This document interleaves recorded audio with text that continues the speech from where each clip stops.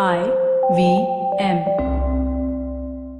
Now, I know the fan garage seems like a place which my mother fears I'll spend the rest of my adult life in, but fortunately for her, it's actually a great podcast on sports. Something else she wishes I chose instead of being a nerd.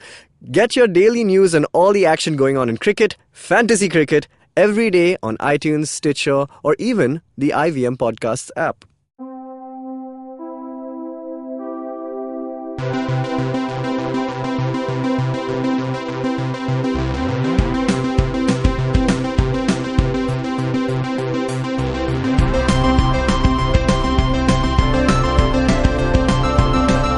Hello and welcome to the Geek Fruit Bulletin, where we discuss the news and not news that affects us every day on this rock that hurtles through space that we call home.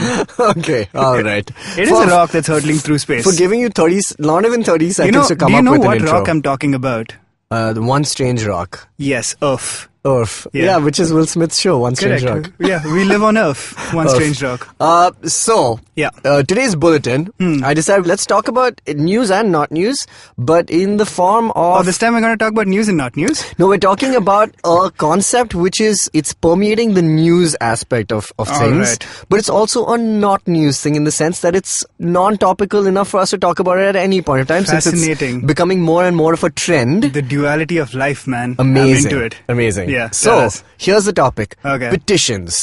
I really want to talk about petitions and how petitions are cropping up every goddamn day with any kind of casting news or seasons of shows that are not going the people's way or bad CGI. Namely, I'm talking about Game of Thrones, I'm talking about Robert Pattinson, and I'm talking about Sonic the Hedgehog. And is there a Robert Pattinson petition as well? Of course there's a petition. If it's even like slightly contestable, you can bet your ass now that there is a petition to go along with it. And I am I've had enough of these petitions on this goddamn earth. Man, do you get those change.org emails? Some of them are like, Dinkar, we need clean drinking water. Oh, and I'm like, my wow, God. that sounds important. I read through it. And then some are like, Dinkar, Game of Thrones sucked, huh?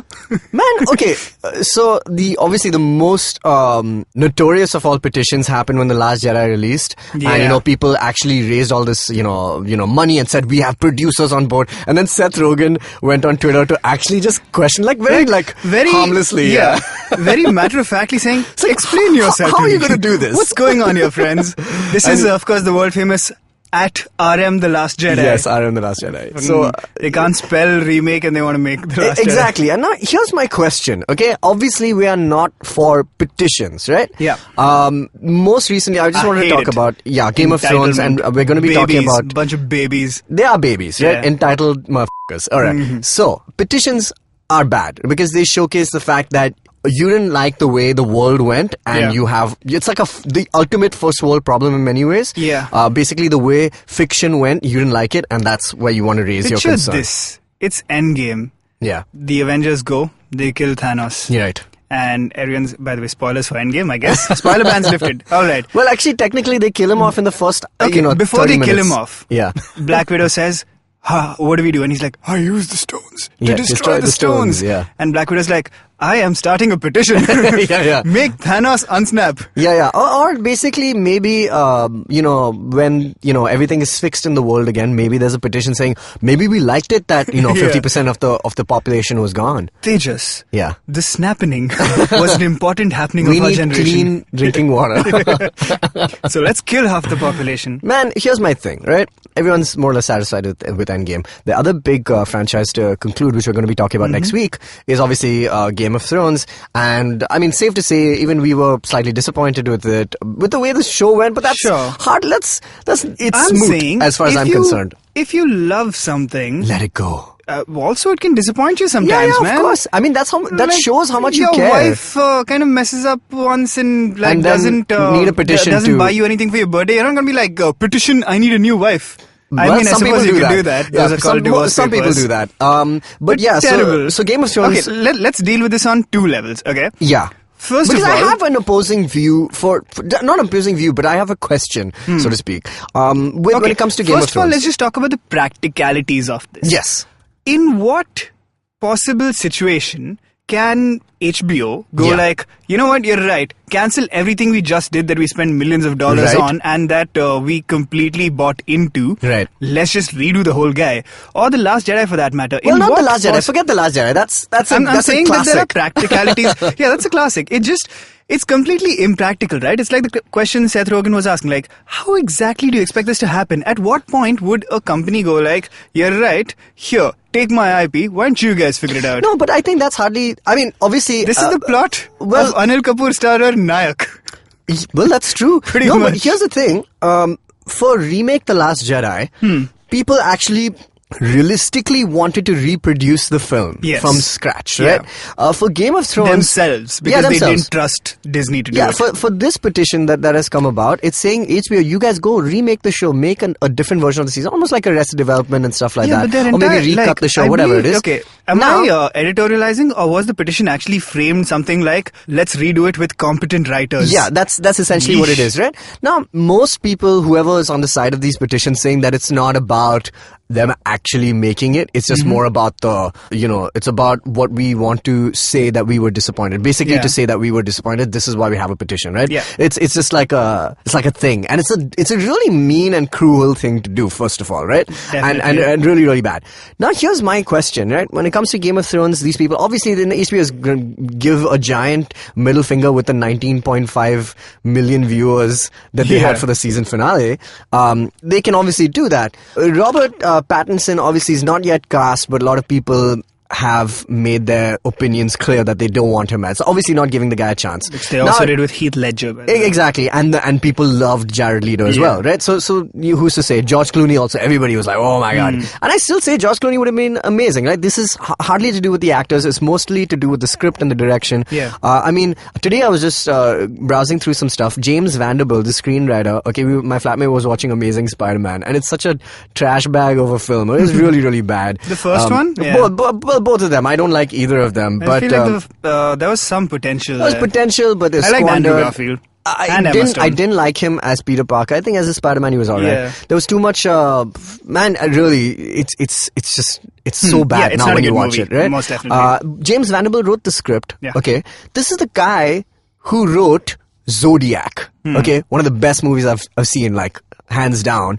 And he also wrote White House Down. So it just goes to show how much of it really isn't a singular thing. It's not a singular process. Yeah. So going against Robert Pattinson is a dumb thing. Now here's my question. Sonic the Hedgehog was, the trailer finally dropped. Even before the trailer came out, they released some of the posters and stuff. And people were just they were like, shitting what all is over going it, on? right? And arguably it's not the greatest design, or at least it's not Okay, close did you to the feel that? original. Because look. honestly, I was fine what with freaked people out in the trailer, for example, was the fact that he had humanish teeth. It was that uncanny valley. It was an effect, uncanny right? valley situation. Yeah, I so- didn't think it was the worst. I don't in think the it was the world. worst. I thought it was odd. But Now here's fine, the man. thing. Paramount, okay, Sega has gone on record to say, yo, we ain't making the film. If Yeah, you have any, we're not a direct part them of to this. Paramount, right? Yeah. And Paramount, the director has said, yo, I'm gonna fix it. I you hear guys have you and spoken? I'm gonna change it. Exactly. Yeah. Is that right, man?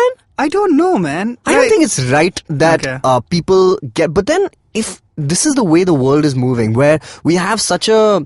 It's almost collaborative now to the point where people can influence a movie, right? Like they're Okay. influencing the way the movie is going to be produced now. For the first time, I'm seeing in such a direct way that I people who know. are so Okay, this outspoken is that a- they're going to change the CGI.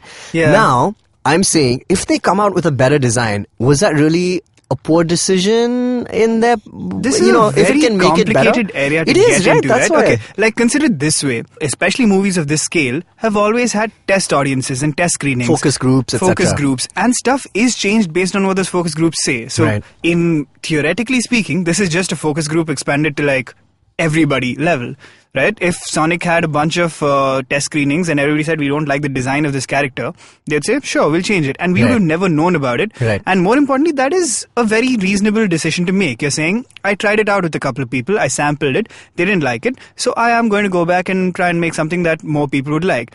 But why do we feel so different about it when it's the entire audience in general that we're talking about, right? Yeah. Now, what I think is, it's not the fault of creators if they say, I want to go and make something better because people didn't like the first one. It's fine. I But have can an people- issue with the entitlement of demanding something. In Sonic's case also, I appreciate... No, but there was I don't know if there was a petition in this case, but there was almost like a vocal... An outcry, outcry, right? for, saying that it's weird, it's weird. really... It's like, it's mob justice.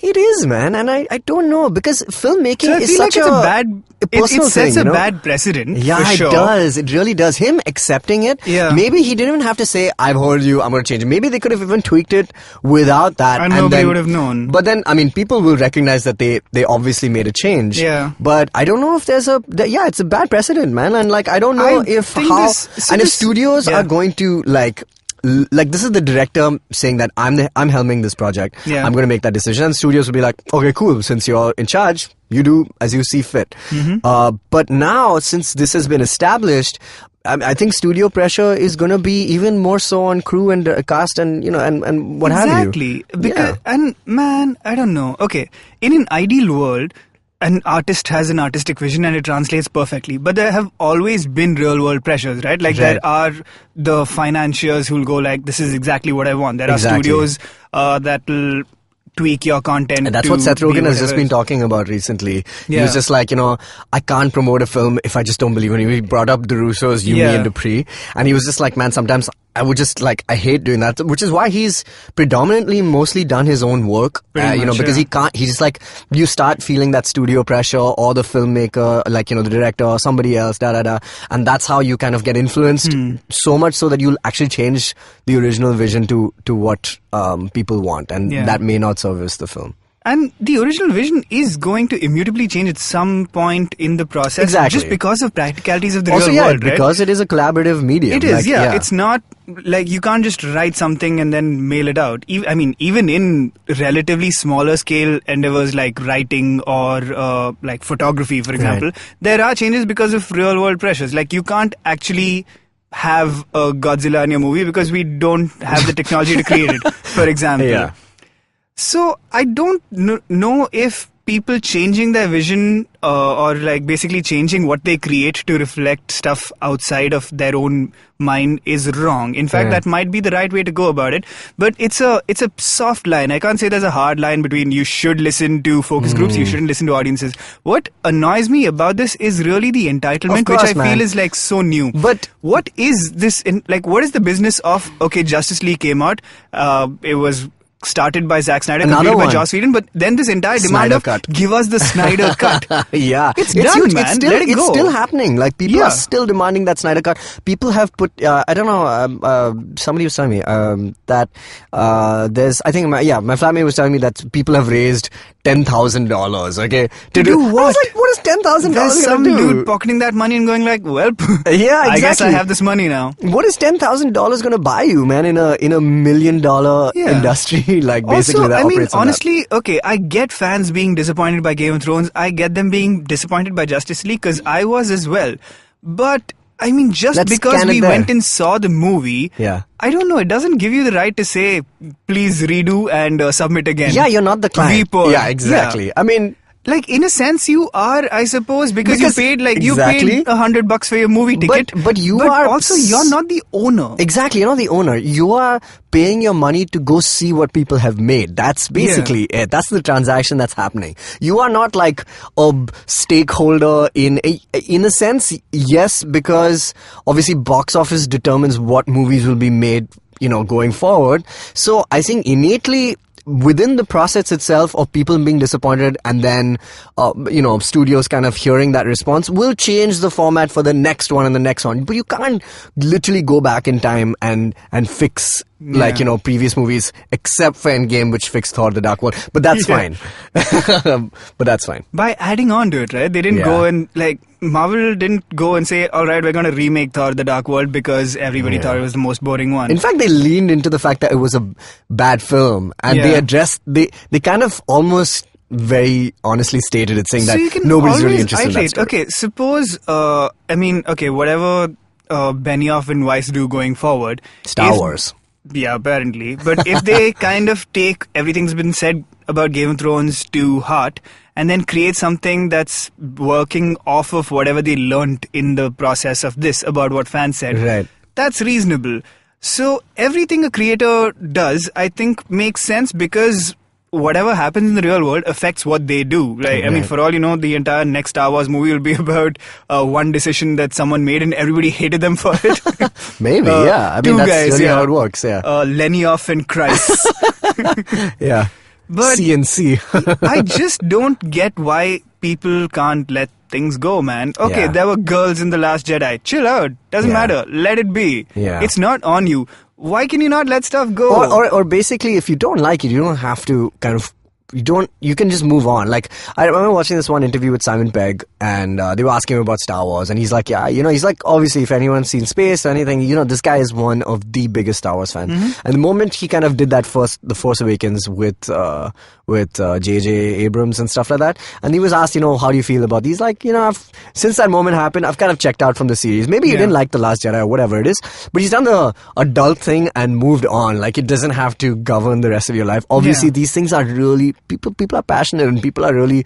And now they just have the vehicle of responding to directors almost just directly on Twitter and stuff like that. So just because they have that accessibility, I think they think it's... accessibility and this new... essentially accessibility to everything, right? As consumers, there's more power in our hands now than ever. Yeah. But that doesn't... This I demand satisfaction attitude... It's not going to end well, man. Like, at what point does it end? At some point, we're going to create movies just using the hive mind of this is what the majority chose. And it's going to be a f***ing khichdi. Which democratic movie. Why is khichdi used as that? Because I like khichdi. It's delicious, dude. Yeah. Yeah, it's the best. It's so good. But, that khichdi you made last week was terrible. So I demand satisfaction. Please sign my petition to get Tejas to remake his khichdi. Did no one learn from Mick Jagger? Anyway. Yeah. Let us... Let's conclude. You just can't get no.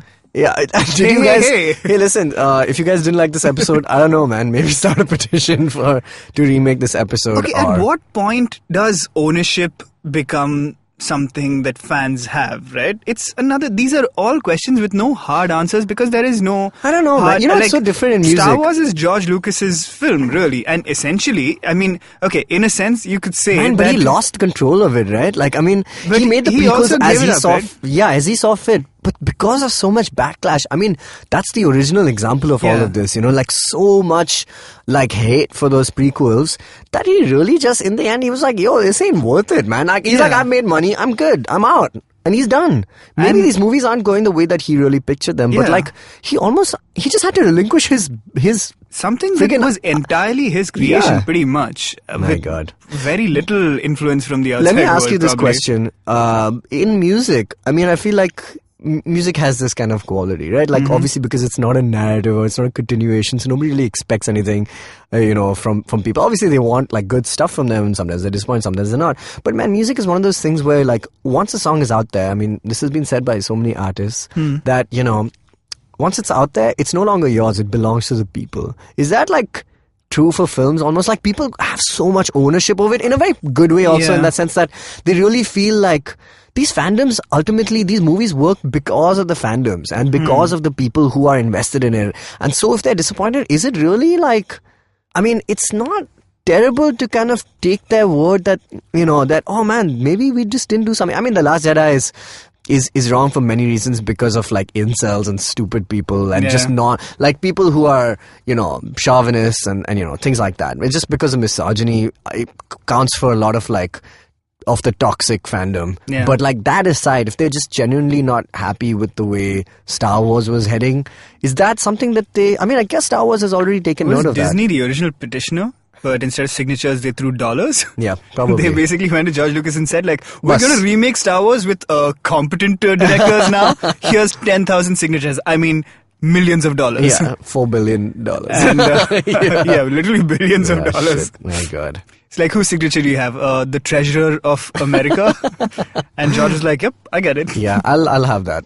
I'll have that. I'll remake it. It's fine. I don't know, man. Yeah. This has to be such a case-by-case thing. I think and the landscape of how stuff is put out and consumed is just changing so much, right? Music, in theory, you'd say is immutable once it's put out, but Kanye West, for example, in his last album, just kept changing stuff. That's so true. He took out, and it wasn't even stuff like, oh, sorry, I uploaded mix 2 by mistake. I meant to upload master_3. Yeah. He was just like, you know what? Let me take Wolves and take out an entire featured artist, and this is the new song now. Man. And then people were like, but I like the original version. Where does it end? Ah, man. Music obviously is so I mean, obviously much different conversation. All of these, I think, are just so different and just case to case, it's so different. Like Sonic seems more okay to me than Game of Thrones. Obviously, but I don't like the Sonic conversation either. Yeah, Can I just have my goddamn Sonic movie? Yeah. Man, Ben Schwartz is freaking Sonic. What else do you want? Roger Craig Smith. He's my Sonic. Fair. But anyway, Ben Schwartz is my Ben Schwartz. I love Ben Schwartz, man. I think he's gonna be awesome. But I love Sonic, man. Also fair, but I love Sonic. Like, but you're not gonna be a dude who watches the movie and goes like, "This is terrible." Yeah, and I want it read. Actually, you might say this is terrible, but you're not gonna say, "I want a new one and I want it now." Exactly. I think if the movie is good, all this is moot, man. Like, it's fine, Sonic won't look good. Crying over spilt milk. But what if the movie is like freaking insane or like really, really, really wildly good, or like a Lego movie or a Speed Racer? You never know what these movies are going to be like ultimately.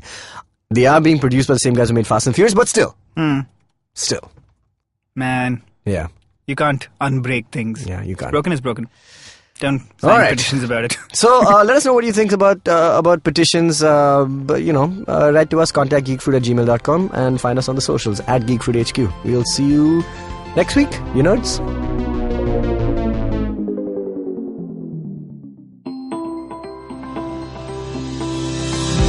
Hi, I'm Ronnie Screwella, and you've been listening to my podcast and the multiple chapters of my book, Dream With Your Eyes Open. And I think to that, I've had good chats here. And I think chapter 13, my book, is all about Q&As, and I'm sure there are more Q&As. Happy to answer them, so send them in, and happy to have a dialogue with you on that.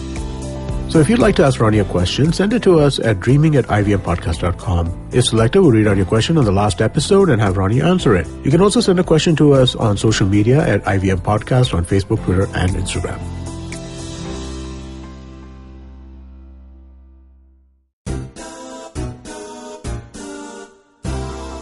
माणसं गोलगप्प्यासारखी असतात.